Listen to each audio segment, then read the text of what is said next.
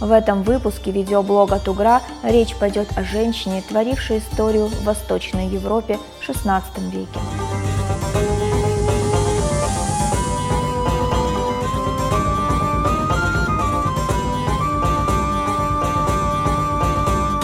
Около 1516 года Нур-Султан уступает место первой дамы крымского двора своей невестке Нурум-Султан, и с этого времени внешняя политика внутри семьи кардинально меняется.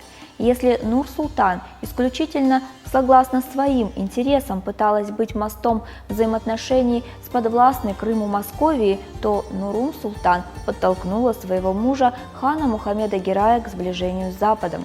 Достоверно неизвестно происхождение Нурум-Султан, но из имеющихся данных можно допустить, что она была дочерью главы наиболее влиятельного в ханстве рода Ширин. Уже в эпоху хана Мухаммеда Герая и его братьев, согласно придворному этикету, женами крымских ханов могли быть исключительно девушки из рода Ширин и черкесского рода Бесленей. Еще в Крымском ханстве, а в частности в семье Гераев, был хорошо распространен тюркский обычай – левират, когда младший брат должен был жениться на жене своего погибшего старшего брата. Так это было и в случае с Мухаммедом Гераем и Нурум-Султан. Будущая ханша уже была замужем за братом Мухаммеда Герая, принцем Мубареком Гераем, который еще в ханство Мингли-Герая погиб в одном из военных походов. Тогда Нурум-Султан осталась молодой вдовой с малолетним сыном по имени Девлет. Впрочем, своему второму мужу она благополучно родила еще 6 детей. Нурум-Султан и Бонна Сфорца – две женщины, которые в первой половине XVI века творили историю в Восточной Европе. Именно они сначала рассорили своих мужей, крымского хана Мухаммеда Герая и короля Сигизмунда I, а потом сделали их союзниками.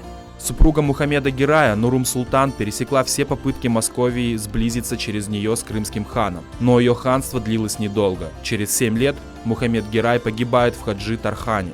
К власти приходит его брат Саадет Герай. Казалось бы, после смерти второго мужа Нурум-Султан должна была отойти в тень истории, если бы младший брат ее супругов, теперь уже крымский хан Саадет Герай, не взял ее в жены. Правда, на этот раз Нурум-Султан уже не была приближена к власти, ведь ее супруг вел официальный титул Анабиим, или Валиде-Султан, который стала теперь уже ее свекровь Мухдум-Султан. Однако деятельная Нурум-Султан добилась, чтобы ее старший сын от первого брака Девлет Герай стал колгой при Саадете Герае. Это означало, что в будущем Девлет вполне мог стать крымским ханом. Вероятно, Нурум-Султан была самой счастливой женщиной, когда в 1551 году ее любимый сын Девлет Герай стал крымским ханом, а она Валиде-Султан. Ведь именно с ее подачи один из ярчайших крымских ханов, который правил 39 лет, реформировал свое государство, совершил немало успешных военных походов и, наконец, усмирил вассальную Московию.